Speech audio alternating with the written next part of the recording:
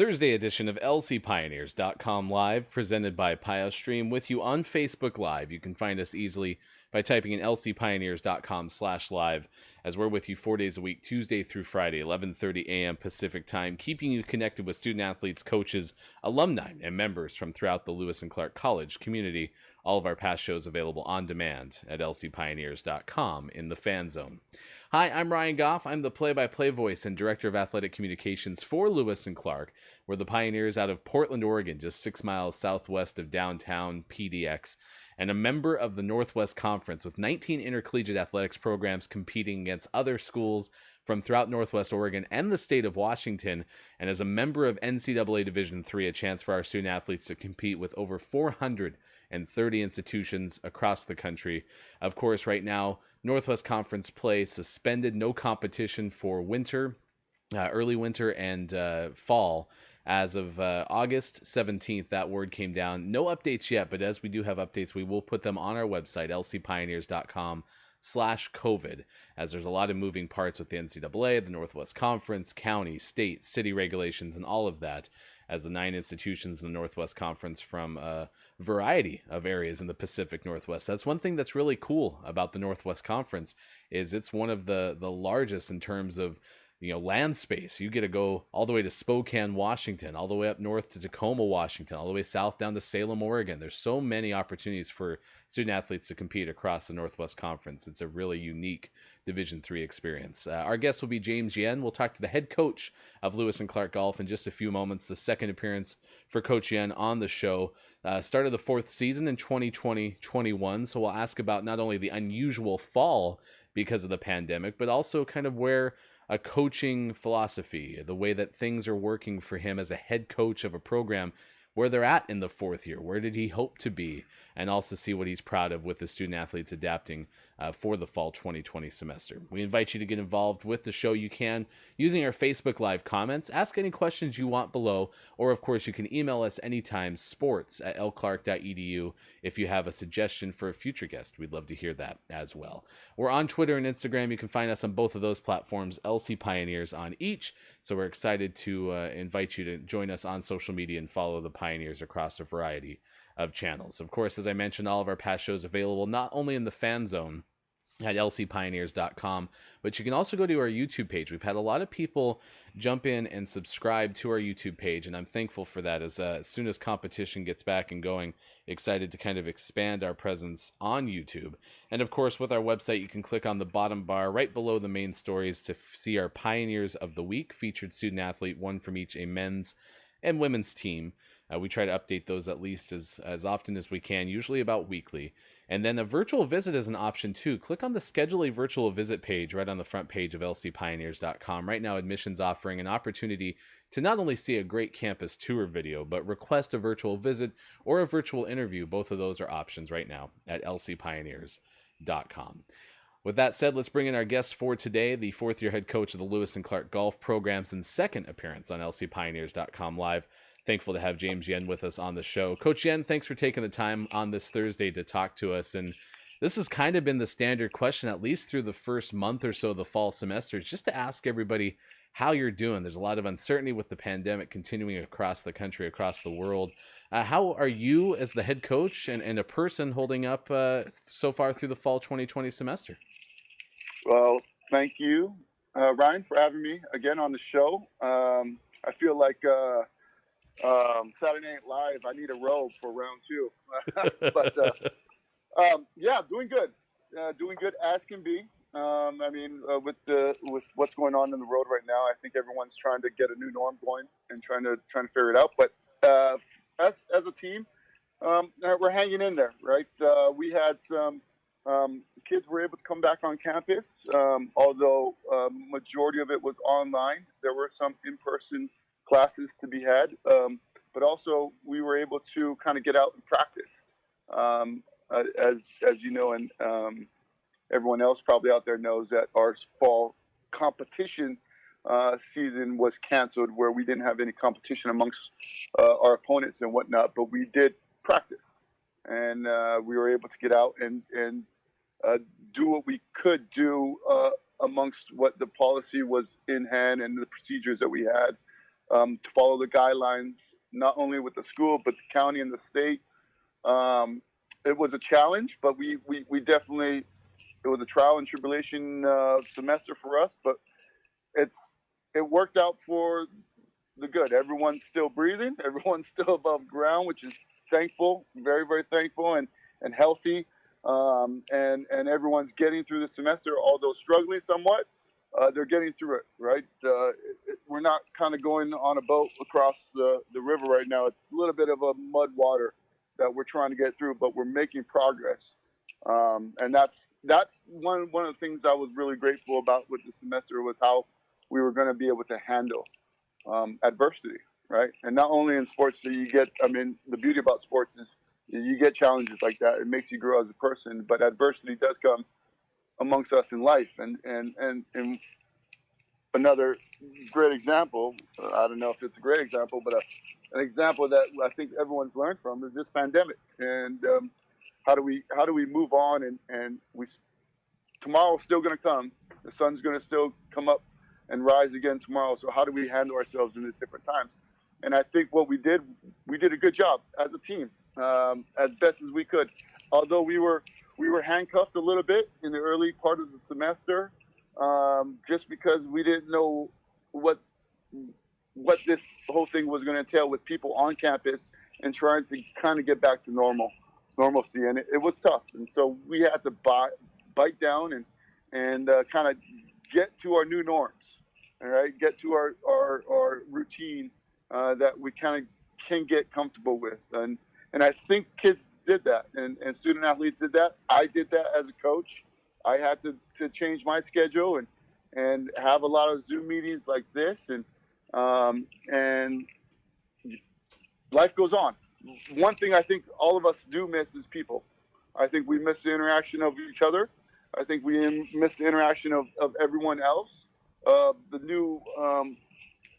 new relationships that we could create on a day-to-day basis by just running into someone is not there anymore. And so I think we're doing as well as we can, and we're moving forward and playing golf at the same time. And so I'm so grateful that the state of Oregon didn't close any of the golf courses down, and we were able to get out there and golf. And so hanging in there.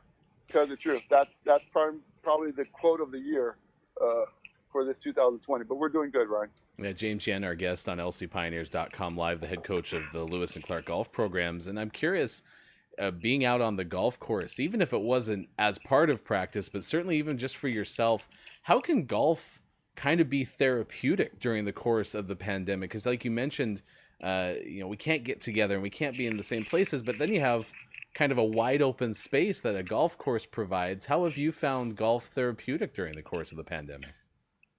Well, great question. Although golf can be untherapeutic, whereas you lose a bunch of golf balls in the water, sometimes that just being out in Mother Nature, right? Out in where you're breathing fresh air, you're seeing deers kind of pass up here in the Northwest, past the fairway, and you see these birds chirping and the sun out and the clouds come out and then the rain comes. It's just refreshing that you're kind of almost one with Mother Nature in that regard. I think you almost have to be an outdoors person to play golf because it is an outdoor sport.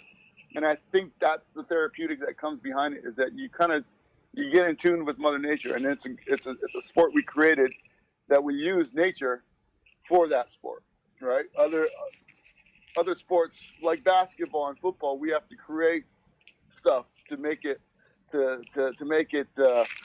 eventful and competitive and therapeutic in that regard. I was a football coach, and just going out there and hitting somebody sometimes is therapeutical, right? And but golf in that realm, sometimes taking your frustration out on a golf ball by whacking it as hard as you can is very, very satisfying. And that's what I think golf brought, specifically in this time, to us, is that we kind of got brought back down to earth going out and playing golf. And I think that's a good little refresh button for us as golfers. I know a lot of people right now, colleagues and friends alike, that are using the golf course in golf to kind of just if they're having a bad day at home, or if they're having a bad day at work on the computer, they're going to take an hour out, go out in the golf course and maybe hit some balls on the driving range, or go out and play 9 holes. And it refreshes you. It's a solitary game, and so you're always thinking about the next shot. You're always in your mind, and at the same time, you could always approach that as a therapeutical tool, an instrument in that regard, where you kind of come back to earth, and you just listen to what's going around you, and that's really Mother Nature. The wind blowing, right? The birds chirping. Sometimes cars going by you miles away. It's just a reminder that we got to take a break and pause. And I think golf is doing that for us, for me specifically, and for our team. I think it was good for us to go out on weekends. We had a weekend, our only kind of time slot. Well, we did have one day out of the week where we could practice, and I chose weekends because, number one, we get to play 18 holes, and we don't have to worry about the sunlight going down because we can tee off in the morning. But also, it was a good kind of recharge for the kids. If they had a long week at school, 20 hours in their room studying at a computer, it was a good getaway to get out of your room, and take your mind off something other than academics and the struggle of experiments and labs and group chats and all that good stuff. You can take a break from that and go whack it out and hit some golf balls. Whether it's good or not, you're out there, you're golfing. And for the kids, I always tell them this, my student athletes, it's a privilege to play a sport, any sport, especially in college. It's a privilege. And this game of golf, we do a good job at our level we try to take care of these players as much as possible. And they play free golf. And so that's another thing that they have to understand, is that coming out here and playing is a privilege, and they took advantage of that. Kids definitely took advantage of that, and they definitely got grounded, going out there and just recharging their batteries every week, right?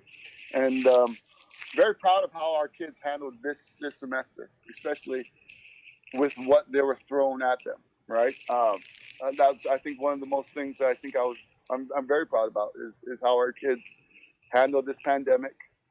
Although it was tough on all of us, they handled it pretty good, right? With a good head on their shoulders and good perspectives in their mind. So you're watching lcpioneers.com live, presented by PioStream. We're talking with head coach of the golf programs at Lewis and Clark, James Yen. And now in your 4th season as the head coach, I'm curious, and I wish certainly that it was under a non-pandemic situation where you could have that predictability that right now no one is able to have in the world of athletics, and in many cases outside of the world of athletics. But given the idea of building this program, what is the 4th year like for a head coach? What are you trying to accomplish now in your 4th year? Good question. 4th year is kind of coaching college. One of the biggest things about coaching college is recruiting, bar none. It's getting the right kids, the kids that you want, the kids that can make a difference in your program. You want those kids in your program. And as you know, college takes an average 4 years to go through. And so you get these turnover rates, right? You get a good class in, you get another class in, and you build some culture, you build some character amongst the team. And that was my biggest thing, is creating a culture on the team that kids can thrive in, right? And kids can be successful both outside of the classroom and inside the classroom. And that's the culture that I want to foster. And grabbing kids that have those same ideologies and having that family culture of being together and understanding that we're going to lean on you and you're going to lean on me, and we're going to go through our problems together, and we're going to work things out together, and we're going to go through the fun times together. Kind of that's the culture I kind of want to start off with. And then year 4 now is just trying to preserve that and grow with that, right? And that's bringing in the right kids that can help foster that culture, and also continuing that with the right kids. You bring in the right kids, it's really easy to get a program going, right? Because you have the right guys in place that you just have to fuel the fire with. You don't have to build the fire. You just have to fuel it. And that's what we have right now. We have awesome student athletes on our team from all genres of the West Coast and the Midwest. And it's interesting to build on that. And that's one of the things I think the challenge for me in my fourth year is just fostering that culture and trying to build off of that and bring in some good recruits to do that with. And again, my juniors and seniors right now are great. They're the reason why this program's going the way it's going right now, and we're trying to. Again, we have some goals as a team that we're trying to work for, and we're working towards that, and we're going to continue to work towards that, and bringing kids to continue to align with the same goals that we have and work towards them. And that's the challenge, I think, of year 4. And then, again, continuing on after that is bringing in those kids to continue that culture that I tried to create. Yeah, and I ask you that question because I know, as you described, some of the things and ways that you're most proud of your team over the course of the pandemic fall 2020 season, and some of the work that they put in and just trying to make the best of an odd situation.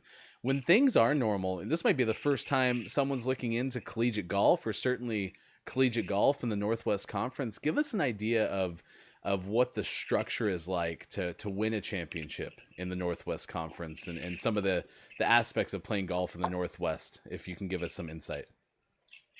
Yeah. I think Division III, I've been in Division III my whole life. Although I've experimented, at other levels, and I have other colleagues that have been at other levels and started at Division III or started at another level and then came down to us, Division III.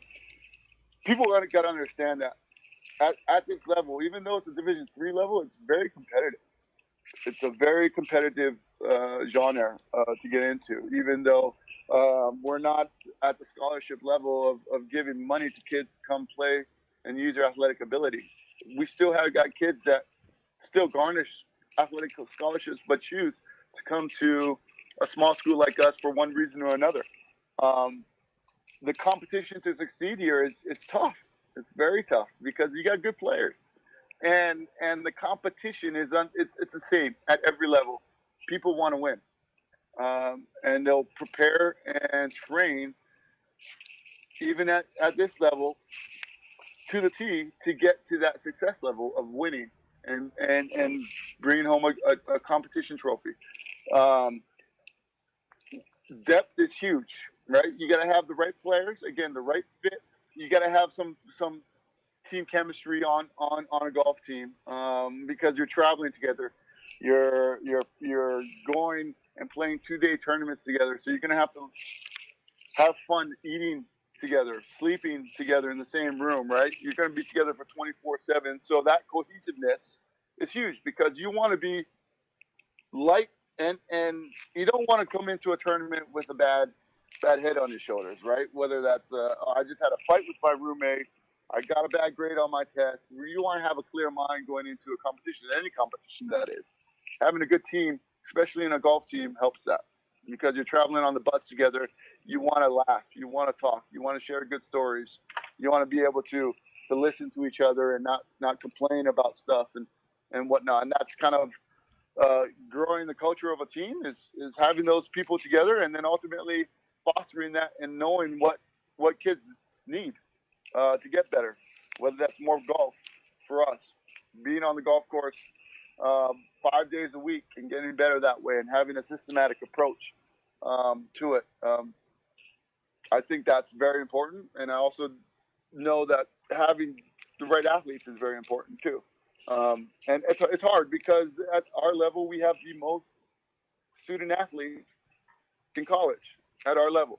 That's a fact by far. And so you're going out and competing with a lot of those other schools and let alone the other bigger schools to get the kids that you want. And once you get the kids that you want, then you can kind of build on that. But it's hard. It's hard to always get the kids that you want because there's a lot of competition out there. When you do, you just want to foster and try to build the program based on who you got. Yeah, right. And we have the luxury of going out there and recruiting kids that we think that are the best fit for us, and that's the advantage of college other than high school and those other smaller programs out there. We're lucky enough and fortunate enough to go out there and try to get the kids that we can think that will be very successful in our program. Well, we are certainly lucky to have you. We care a bunch about you, Coach Yen, and it's been fun to have your student athletes on the show because we've had a chance to get some firsthand feedback on just how much they care about you and appreciate being part of your program. And other than missing seeing you around Zentbauer Swimming Pavilion in our office space, I will admit that we're going to still continue to have this hair off here, the growth on the back side. I'm going to work as hard as I can to meet you where you're at, but thanks for taking time. Thanks for giving it insight into the program and all the stuff that your student athletes are doing. James Yen, thanks so much for joining us on lcpioneers.com live. You guys all take care. Head coach of the golf program, James Yen, joining us on the show, and truly mean that. The show has provided a chance to slow down and talk to student athletes and alumni about aspects of their experience at Lewis and Clark. And one thing that's been fun to hear is just how impactful certain people, it's not always the coaches. It's been great to ask that question about was there a class? Was there an internship? Was there an overseas study experience? Or certainly was there a professor that had an impact on you that really stuck with you over the course of your time at Lewis and Clark? And that always seems to be such a fun question to ask because you can tell that the impact on other people is true at Lewis and Clark. And Coach Yen is exactly that person. And one of my favorite parts about interviewing Coach Yen is you get some really deep thought from him. And he has a lot of fun insight. That's one of my favorite parts about having him as our golf coach is to get that insight. And I wanted to ask him, what the proudest moments of the fall has been for him about his student athletes, and he pretty much answered that when I'm just asking, hey, how are you doing? Because he sees that through the lens of being a coach and having his student athletes. So really a fun experience, really a fun interview, and that's the one thing that's unique about golf is there is a little bit of a slower pace, although I did appreciate him saying specifically that golf is not always therapeutic because of the mental aspect of the game too, and as a very amateur golfer. I've felt that before. So that was a fun interview. And tomorrow we're planning to have a follow-up from one of our previous interviews. Earlier in the fall semester, we had talked to two co-chairs of the Ray Warren Symposium. It was, I believe, the 17th annual symposium that was held in the middle part of November. And Emmanuel Harris is going to join us tomorrow to follow up on that and hear how the symposium went and get an idea of some of the aspects of that symposium that was really well received. I had at least a good chance to sit in on the two keynotes that they had as part of that symposium, and it followed through all the aspects of movement, which was really a neat theme to have. And if you missed that interview, it is on our lcpioneers.com live playlist, both on YouTube and if you go to the fan zone at lcpioneers.com. When we had a chance to talk to Shalini and Samantha, the first two interviews that we had from the co-chairs, and Emmanuel, another one. I believe there were 5 students in total. So if you want to catch that replay, you can on both of those outlets, YouTube and our webpage. And then join us tomorrow at 11:30 a.m. Pacific time on Facebook Live for our interview with Emmanuel. So to you for watching and to Coach James Yen for joining us on the show, I'm Ryan Goff. Thanks so much for having fun with us. We'll be back tomorrow as we are Tuesday through Friday, 11:30 a.m. Pacific time for lcpioneers.com live on Facebook. Easiest way to get to us, lcpioneers.com/live. And it'll take you straight to our Facebook Live page. If you miss any of the episodes, go to the fan zone at lcpioneers.com or youtube.com/lcpios. Until we see you again tomorrow. Goodbye, everybody. Thanks for being with us.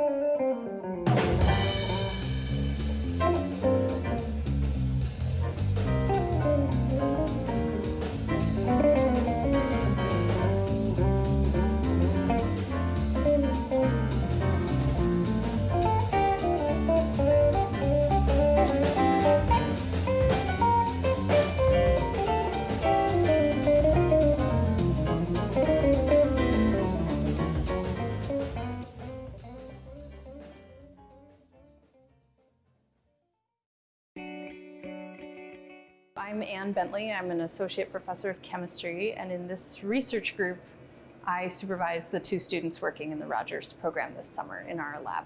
The brown bag experience is a good chance for students to get experience presenting their work that they've done in the lab, especially to an audience that's not technical. What's intriguing about the brown bag experience is it incorporates all of the Rogers program. So I'm able to hear people in the psychology department and what research they're doing, but it also gives us the opportunity to share our research with the greater science community at Lewis and Clark. And for incoming students, the summer program is really beneficial for getting opportunity in research. So I've had the opportunity for research in the past, but other students may not have the same opportunities. So it's nice to work in a professional lab setting and potentially have the opportunity to publish a paper, which looks really good moving on into doing professional research out in the field. The students grow a lot during the summer in their ability to learn the techniques and apply the techniques and suggest their own ideas for what could come next and interpret their data. It's just a big, usually if they haven't done research before, they learn a lot in that short period of time.